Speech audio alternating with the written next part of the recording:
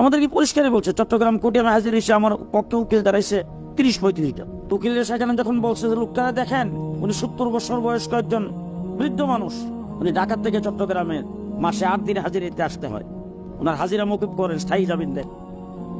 সবকিছু শুনে তুই না বিচারক বলতেছে যে ওনাকে আগের থেকে আমি চিনি, ওনার বয়ান আমি শুনছি, ওনাকে দেখতে যেরকম দেখা যায় বয়স্ক মানুষ, এই সব কিছু আমার নলেজ আছে, আমি জানি, কিন্তু আমি পারতেছি না।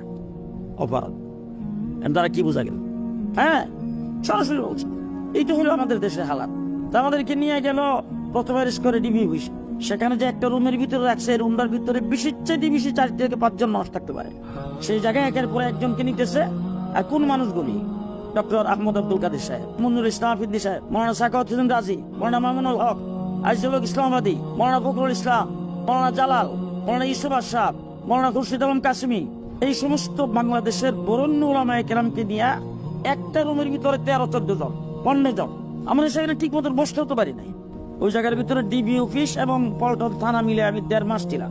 যেই মামলাগুলি হচ্ছে, মামলাটা কোর্টের মধ্যে আমাকে হাজির করে সেখানে গ্রেফতার দেখানো হয়, সাথে সাথে সরকার পক্ষের কিছু লোকজন ওইটা মিথ্যা কথাবার্তা সেখানে যে সমস্ত ভাষা প্রয়োগ করছে আর কি, আল্লাহ ওদেরকে হেদায়েত করুক। আর আমার মনে হয় হেদায়েত ওদের কপালে নাই।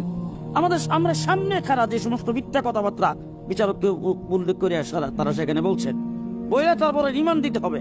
বাস, প্রত্যেকটা মামলা 2-3 দিন করে রিমান্ড। এইভাবে আমাদেরকে রিমান্ডে খাটাইছে। এরপরে গেলাম কেরানীগঞ্জ কারাগারে। আজীব তামাশা, যেখানে আমাদেরকে রাখছে সেখানে 20 থেকে বেশি 10 থেকে 15 জন মানুষ থাকতে পারে। সেই জায়গার মধ্যে আমরা ছিলাম 60-70 জন।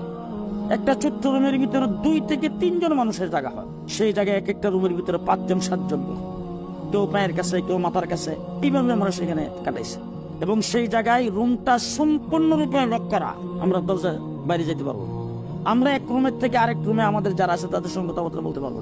এইভাবে একজন মানুষকে কয়দিন এইভাবে তালাবদ্ধ করে রাখা যায় একটা রুমের ভিতরে? দৈনিক 2 বার খালি খাবারটা দেওয়ার সময় তালাটা খুলতো, খুললে তার উপর খাবারটা ভিতরে দিত। এরপর আমাদের ফ্যামিলির সাথে, আমাদের বাইরে, আমাদের কোনো আত্মীয় স্বজনের সাথে, আমাদের কোনো অভিভাবকের সাথে, আমাদের সন্তানাদের সাথে দেখা সাক্ষাৎ সম্পূর্ণ নিষেধ।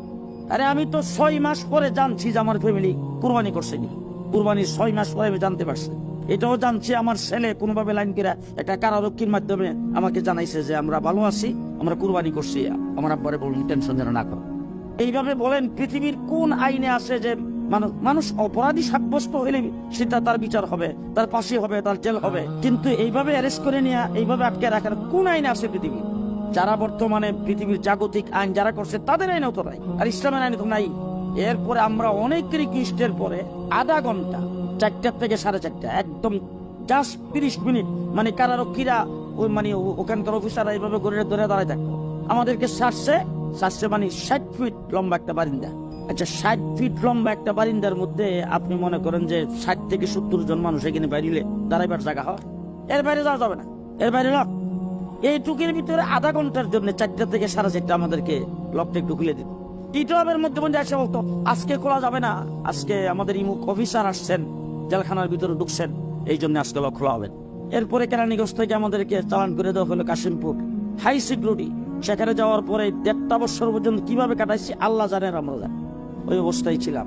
সারা জেলখানার ভিতরে চোর, গুন্ডা, বদমাশ, অকারেন যারা ঘটাইছে, এদেশের যারা মানে আসলে অপরাধী, এই সমস্ত মানুষগুলি জেলখানার ভিতরে সারা জেলখানায় ঘুরতেছে, ক্রিকেট খেলতেছে, ফুটবল খেলতেছে, গাছের নিচে বসে রয়েছে, শত শত আম গাছ, আম পাইরে বাইরে খাইতেছে। কিন্তু আমরা বেরোতে পারবো না। আমরা আলিম ওলামায়ে কেরাম যারা গ্রেফতার করেছে, আমরা বেরোতে পারবো না।